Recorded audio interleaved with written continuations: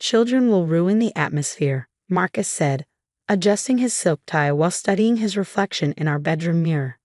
This is an important networking event, Emma. My colleagues expect sophistication, not screaming kids running around the garden. I stood in the doorway, watching my husband of 12 years transform into someone I barely recognized. Ever since his promotion to senior partner at the law firm, he'd become increasingly obsessed with appearances, fitting into the right social circles. But this was a new low, even for him. They're your children, Marcus. Jack is 7, and Sophie just turned 5. Where exactly do you expect them to go during your precious garden party? He turned to face me, his expression a mix of condescension and impatience. I've already arranged for your sister to take them for the weekend. The party starts at 4. They need to be gone by 2. My name is Emma Mitchell, and at 35, I never imagined I'd be standing in my own home, listening to my husband explain why our children weren't good enough for his social circle. Our beautiful Victorian house in Maple Grove Estates had always been a source of pride, its sprawling garden the envy of the neighborhood. Now Marcus was turning it into a stage for his social climbing ambitions, with no room for the people who should matter most. The kids have been excited about this party for weeks, I said, keeping my voice steady despite the anger building inside me. Sophie even picked out a special dress. She wants to show everyone her butterfly catching skills. Marcus sighed, the sound dripping with theatrical exhaustion. Emma, please. The Hendersons are coming. Judge Matthews and his wife too. This isn't some backyard barbecue, it's a sophisticated garden soiree. Children simply don't fit the ambience I'm trying to create. I watched him adjust his tie one last time, remembering how different he used to be. When we first moved to Maple Grove 5 years ago, we'd host neighborhood picnics in our garden. Jack and Sophie would run around with the other kids while Marcus grilled burgers and laughed at their antics. Now, he was too concerned with impressing his colleagues to remember what really mattered. Fine, I said, my voice cool. I'll tell them they're spending a weekend with Aunt Lisa. But Marcus, don't expect me to help you host. If our children aren't welcome in their own home, neither am I. He barely looked up from his phone. Actually, that might be best.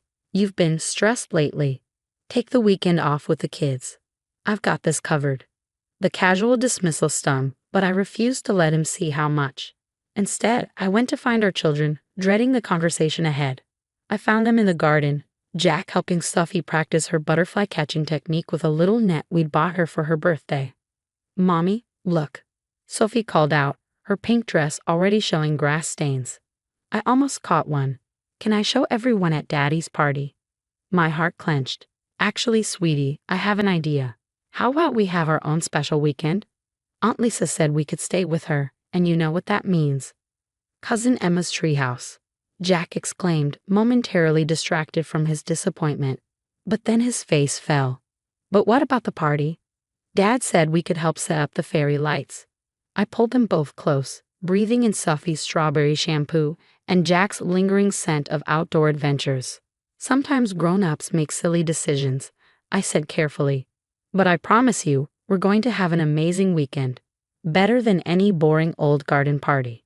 As I helped them pack their overnight bags, an idea began to form.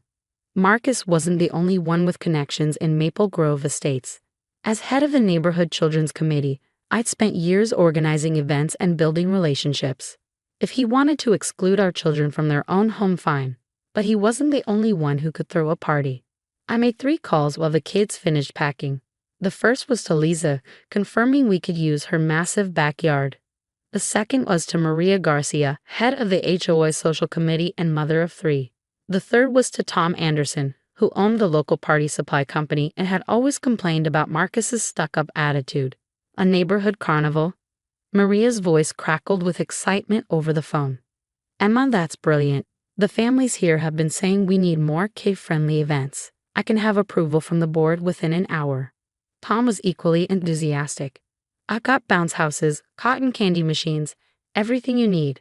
Consider it my contribution. That husband of yours has been looking down his nose at my business for years.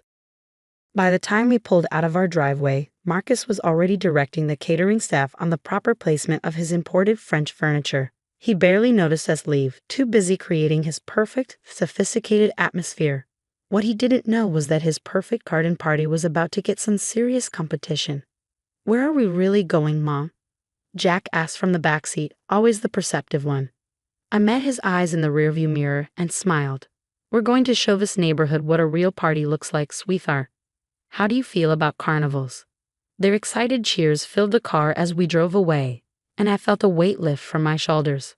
Marcus could have his sophisticated soiree, but in excluding our children from their own home, he'd given me the push I needed to stop accepting his increasingly elitist behavior.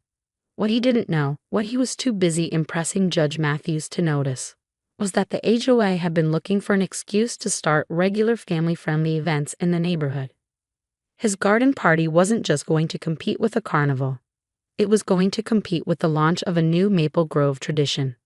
I glanced back at my children, now chattering excitedly about cotton candy and bounce houses, and felt a smile spread across my face. Sometimes the best revenge isn't about getting even. It's about creating something better than what excluded you in the first place. The weekend was about to get very interesting in Maple Grove Estates. Lisa's sprawling backyard was already buzzing with activity by Saturday morning. Tom's crew had arrived at dawn, setting up 3 bounce houses, a cotton candy station, and enough carnival games to rival a county fair. I watched as Sophie's eyes grew wide when they unfolded a massive inflatable slide, while Jack could barely contain his excitement at the sight of the rock climbing wall. "Emma, this is absolutely brilliant," Lisa said, handing me a coffee as we supervised the setup. "Half the neighborhood has already RSVP'd to Maria. The Hendersons too. Apparently, they chose our carnival over Marcus's party. Something about wanting their twins to have fun for a change." I nearly choked on my coffee. The Hendersons were Marcus's most sought-after guests, the ones he'd been trying to impress for months. "Are you serious?" "Oh yes," Lisa grinned. "Sarah Henderson called Maria personally.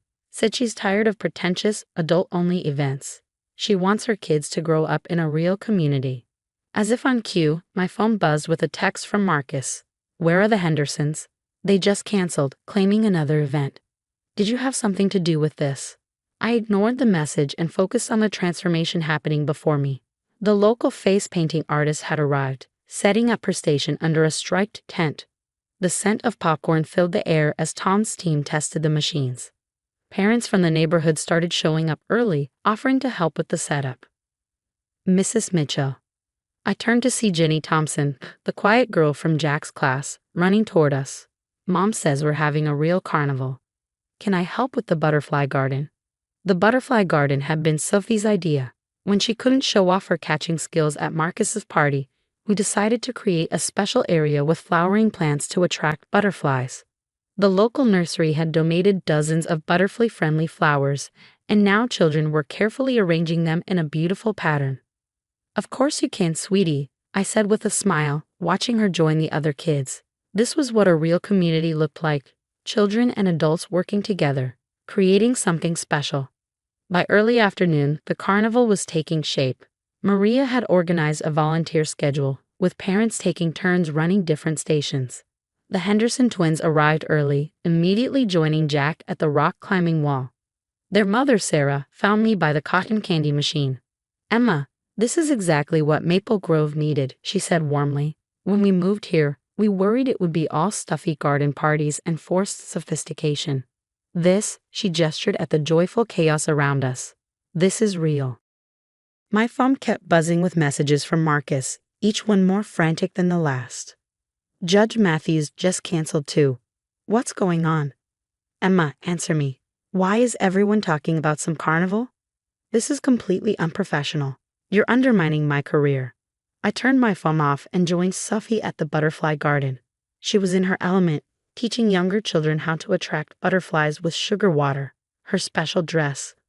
The one she wanted to wear to Marcus's party was now adorned with face-painted butterflies to match her garden. "Look, Mommy," she called out, holding up her butterfly net as a monarch landed perfectly on the rim. "I caught one, and I get to show everyone." The afternoon sun cast a golden glow over the carnival as more families arrived. The bounce houses were full of laughing children. Parents chatted while kids got their faces painted, and the cotton candy machine worked overtime. Even some of the older residents who usually complained about noise were enjoying themselves. Mrs. Peterson, the notorious HOA complainer, was teaching children how to make origami butterflies at a craft table. "Emma," Maria called out, hurrying over with her tablet. "You won't believe this. The HOA board just voted. They want to make this a monthly event. They're calling it Community Family Fun Day, and they want you to head the organizing committee." I was stunned. The HOA was notoriously strict about events, usually preferring Marcus's type of sophisticated gatherings. "Are you serious? What about noise complaints?" Maria laughed. "Look around. Even the usual complainers are having fun." Plus, she lowered her voice conspiratorially. "Between you and me, they're not too happy with Marcus trying to turn the neighborhood into some exclusive country club. This is exactly the kind of community spirit they want to encourage." As if to prove her point, I spotted Judge Matthew's grandchildren racing down the inflatable slide, their usually stoic grandfather cheering them on. He caught my eye and gave me a warm smile and a thumbs up. The butterfly garden had become the heart of the carnival. Children gathered there between activities, learning about nature from Sophie and her newfound confidence. Jack had organized a junior rock climbing competition, complete with safety demonstrations for the younger kids. They weren't just having fun. They were building connections, learning leadership skills, becoming part of something bigger. Around 4 p.m., the time Marcus's garden party was supposed to start, Lisa pulled me aside. "You should see what's happening at your house," she said, showing me her phone. One of the neighbors had sent her a photo of our backyard, set up with Marcus's imported furniture and sophisticated decorations, completely empty except for the catering staff and a handful of his colleagues from the firm. "The caterers are Instagramming about it," Lisa snickered. "They're calling it the party that wasn't. Apparently, it's becoming a bit of a local joke." I should have felt satisfied, maybe even vindicated, but instead, I felt a twinge of sadness. Marcus had become so focused on appearances that he'd lost sight of what really mattered.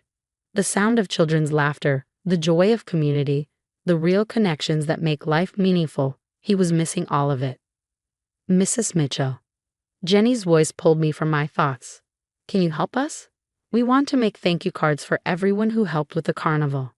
I joined a growing group of children at the craft table, watching as they created colorful cards decorated with butterflies and carnival themes. This was the real sophistication Marcus had been chasing, the natural grace of children showing gratitude, the authentic connections being formed, the true spirit of community. My phone lit up with one final message from Marcus before I turned it off again. "This is humiliating. We need to talk when you get home." Yes, I thought, watching Sophie teach a group of children her butterfly catching technique, we certainly did need to talk. But first, we had a carnival to enjoy and a community to celebrate. The sun was setting over Maple Grove Estates, casting long shadows across Lisa's backyard, but nobody was ready to leave. Parents set up picnic blankets, children continued their adventures, and the butterfly garden glowed with the solar lights we'd installed that morning. This wasn't just a reaction to Marcus's exclusion anymore. It had become something much more important. It had become a beginning.